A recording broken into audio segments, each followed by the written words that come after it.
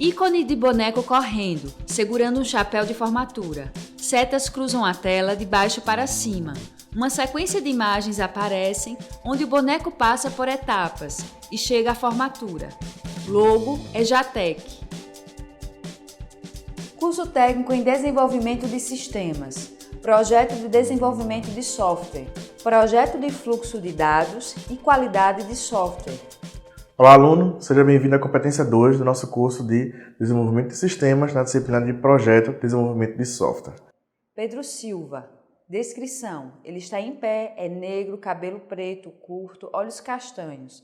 Veste camisa cinza, manga curta, visto da cintura para cima. Descrição do ambiente. Ao fundo da tela, da esquerda para a direita, uma parede com listras na horizontal, na cor azul. No centro, uma TV. Um ícone de notebook aberto e o nome do curso. Abaixo, desenvolvimento de sistemas. Na sequência, parede com desenhos de ícones da educação. Vimos na competência passada o que seria um processo de desenvolvimento, qual a sua finalidade, quais são as suas etapas, de forma bem genérica, e qual o objetivo, que é produzir um software com qualidade. Nessa competência, vamos trabalhar o conceito de qualidade. Creio que você já tenha bem internalizado o conceito de qualidade, que é algo que atende à sua necessidade de forma efetiva, né? Então você sabe, de acordo com o produto, do seu uso, se ele tem ou não qualidade. Nós vamos só destrinchar aqui como funciona a qualidade para a questão do software. Então nós vamos tratar de dois aspectos. O primeiro é a qualidade do produto e o segundo a qualidade do processo. Lembrando que o objetivo da engenharia de software é desenvolver um software de maneira sistemática, com qualidade, dentro de um prazo e com custo viável. Então esse é o primeiro item de qualidade que um software deve ter, que a engenharia consiga atender o seu objetivo. Para falar da qualidade do produto, nós vamos utilizar uma ISO, a ISO 25010 de 2011. Ela está bem detalhada no nosso caderno. Sugiro que você vá até lá, dê uma lida. Nós vamos aqui tratar de forma bem sucinta do que fala essa ISO e quais são as características do produto que são utilizadas para se aferir qualidade. Inicialmente vamos falar da qualidade do produto. Então ela possui 8 características que estão bem detalhadas no nosso caderno. Sugiro que após a videoaula você vá lá e dê uma olhada. O que vamos fazer aqui é uma rápida passagem por cada item desse, explicando qual é o seu objetivo. Iniciamos pela adequação funcional. Ela vai medir o grau das funções disponibilizadas por um serviço, por um sistema, e se essas funcionalidades atendem às necessidades a que foram propostas sob condições específicas. Então imagine um aplicativo de banco, se você consegue realizar as operações que foram propostas por eles, como por exemplo, verificar o seu saldo, fazer uma transferência ou pagar uma conta. A segunda característica é a confiabilidade. Então todo software deve ser confiável, ou seja, ele deve ter um comportamento de acordo com o esperado ao longo do tempo. Ele não deve executar atividades a que não foi proposto ou ao longo do tempo mudar o seu comportamento. A usabilidade, que é a terceira característica, ela avalia dentro de um sistema os elementos que permitam o usuário entender e utilizar muito bem esse sistema. Então quando falamos de usabilidade, não falamos só de interfaces bonitas, não é isso. Mas é se ele consegue fazer com que o seu usuário realize as atividades propostas de forma fluida. Temos também, dentro de usabilidade, as questões de acessibilidade. Então, pessoas com necessidades especiais devem também ter a possibilidade de usar o seu sistema sem que se prejudique ou sem que deixe de realizar alguma atividade. Usabilidade vai ser tratada de forma mais aplicada em outra disciplina no módulo seguinte. O quarto item é a eficiência de desempenho. Essa característica vai avaliar o quão bem os recursos de tempo e espaço são utilizados. Então, o seu produto, o seu sistema, ele não pode consumir todos os recursos de onde ele está instalado. Então, imagine um computador. Então, eu não posso, ao abrir um aplicativo desenvolvido por você, ele consumir toda a minha memória. Ou um aplicativo de celular. Ele não pode travar o meu celular ao abrir. Então, ele precisa utilizar bem os recursos disponíveis para que ele consiga executar de forma eficiente. Segurança é o nosso quinto item. Esta característica avalia se as funcionalidades e os dados são protegidos com acesso apenas a quem deve ter. Por exemplo, eu só posso acessar a minha área de rede social através do meu login e senha. Então, outra pessoa não pode acessar no meu lugar. Então, isso é questão de segurança. A compatibilidade avalia se sistemas, ou componentes de um sistema, eles conseguem interagir entre si. Então, imagine, por exemplo, hardware e software, certo? No ambiente compartilhado. o seu sistema consegue interagir dentro de um hardware, seja ele um hardware de dispositivo móvel ou um hardware de desktop, de forma fluida, essa característica avalia esse item. Capacidade de manutenção. Avalia se um software ele consegue permitir mudanças, né, ou correção de erros sem prejudicar o funcionamento do sistema. Ele avalia a facilidade de se realizar essas atividades dentro de um processo. Como vimos, dentro de um processo temos a evolução do sistema, que seria a geração de novos requisitos ou a correção de erros existentes. Então, esse processo não pode atrapalhar o funcionamento de coisas que já funcionavam anteriormente. Por último, a portabilidade.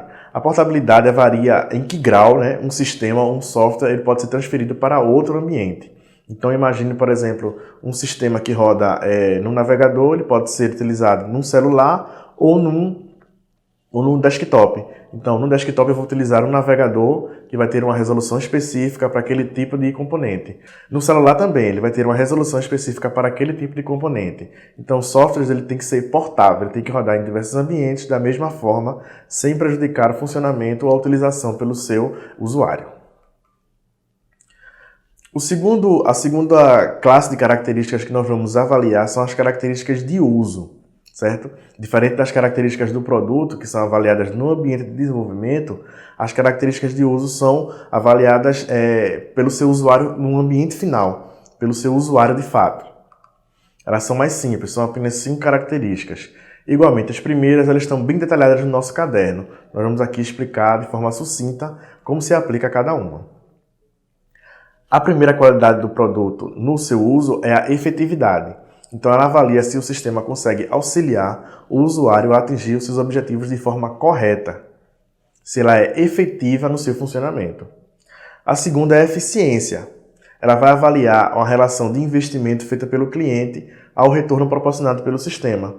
Então, ela pode ser medida através de um retorno financeiro ou simplesmente pelo fato de resolver um problema de um cliente. Eu investi num sistema, num aplicativo, e quero saber se ele me ajuda a resolver o meu problema, se ele é eficiente na resolução do meu problema.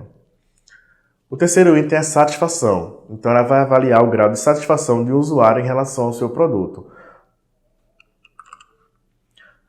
O quarto item é o uso sem riscos. Ela verifica se o sistema atende os níveis de segurança relativos à pessoa, negócios e ambiente.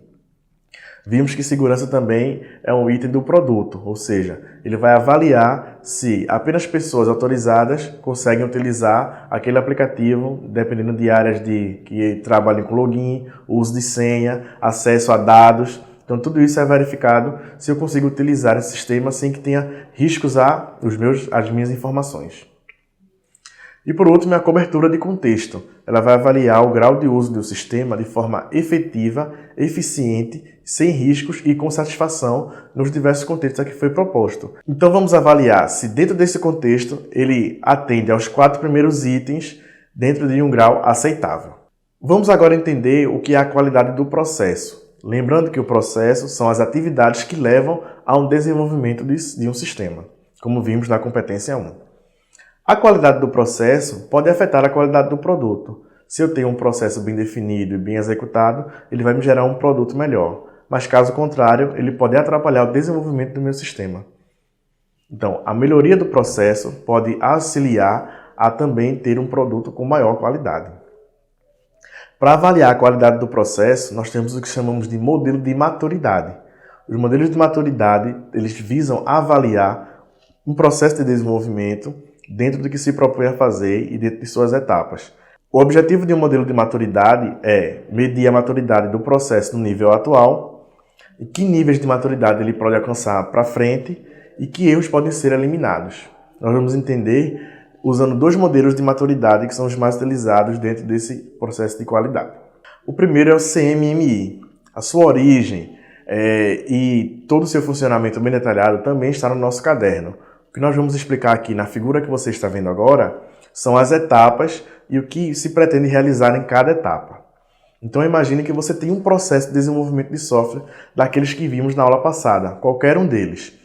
Um modelo de maturidade visa avaliar o quão bem esse processo é definido, o quão bem ele é executado e o quão bem ele traz o seu resultado. O CMMI ele tem 5 etapas ou 5 níveis de avaliação. Então vamos entender cada um desses níveis como sendo a passagem para um nível maior, também com um modelo de maturidade mais bem executado, mais bem definido. No nível inicial, quando uma empresa tem um modelo de processo no nível inicial, ela não consegue ter o controle sobre os seus processos, sobre suas atividades. Então eles são bem imprevisíveis. E isso é ruim, porque eu não sei o que posso gerar como produto dentro de um processo em que eu não sei gerenciar as minhas atividades. A partir do momento que esses processos conseguem ser bem caracterizados, com as suas ações bem definidas e que são frequentemente realizados, eu passo a ter um produto no nível gerenciado, um processo no nível gerenciado. A partir desse gerenciamento, eu consigo levar essas características para toda a minha organização. Ou seja, esse modelo de processo ele vai ser não só bem executado por mim, mas por toda a minha empresa. Então, ele passa a ser definido. Na próxima etapa, que é o quantitativamente gerenciado, além de ter um processo bem definido, eu consigo agora realizar medições e controles sobre esse processo. Eu consigo começar a avaliar o quão bem esse processo é executado, em que etapas ele pode sofrer alterações e ele já é bem definido dentro da minha empresa. O último nível, que é o nível de otimização, eu já consigo, além de avaliar, realizar melhorias dentro do meu processo. Então eu tenho um processo já bem definido, os meus funcionários já conhecem bem esse processo, eles já realizam muito bem esse processo e esse processo agora vai passar por melhorias para que possa não só ter um processo melhor, mas um produto entregue também melhor. O próximo modelo que vamos estudar é o MPS, que é um modelo brasileiro para avaliação de qualidade de processo. A origem dele e os seus objetivos também estão bem detalhados no nosso caderno. O que nós vamos aqui é fazer uma comparação ao modelo anterior, que é o CMMI. Como você pode observar na figura, ele tem alguns níveis a mais, em detrimento ao CMMI, que tem apenas 5 níveis. Ele possui 7 níveis. O que vamos fazer aqui agora é uma relação entre o CMMI e o MPS. Perceba que a grande diferença está no nível 3, o nível definido. No CMMI, para se estar no nível definido, eu preciso ter um processo já em execução, onde meus funcionários já o conhecem e ele já é executado em diversas equipes da minha empresa. No MPS, essa etapa é bem definida. Ela sai de um nível só para 3 níveis. Então, ela passa a ser parcialmente definido, quando algumas atividades dele são definidas, mas não todas. Largamente definido, onde eu tenho uma grande quantidade de atividades já bem desenvolvidas e bem definidas, e o definido, que é quando eu atinjo o nível 3 do CMMI, que é quando toda a minha empresa já conhece o meu processo, já executa o meu processo, e ele está sendo bem executado dentro da minha empresa. Nos demais níveis, eu tenho a mesma relação com o CMMI, o nível gerenciado quantitativamente e o nível em otimização, que tem o mesmo objetivo do modelo anterior. Bem, podemos entender nessa segunda competência como é que funciona a qualidade de um produto de software, não só do produto em si, do sistema entregue, mas também das equipes que o desenvolvem. Espero ter contribuído um pouco mais com esse processo de aprendizado de todos vocês. Caso de dúvida, nos procurem nos fóruns, realizem as atividades e leiam o caderno. Até a próxima. Som direto, Mariana Guerra. Imagens, Mariana Guerra. Audiodescrição, Jonara Medeiros Siqueira. Direção de arte, Victor Lins. Edição, Danilo Albuquerque. Professor autor, Pedro Silva. Design educacional, Deisiane Gomes Vazante. Coordenação do curso, Américo Barros.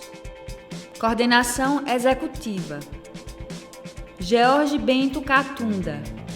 Renata Marques de Otero. Coordenação geral, Maria de Araújo Medeiros Souza. Maria de Lourdes Cordeiro Marques. Videoaula produzida em novembro de 2019.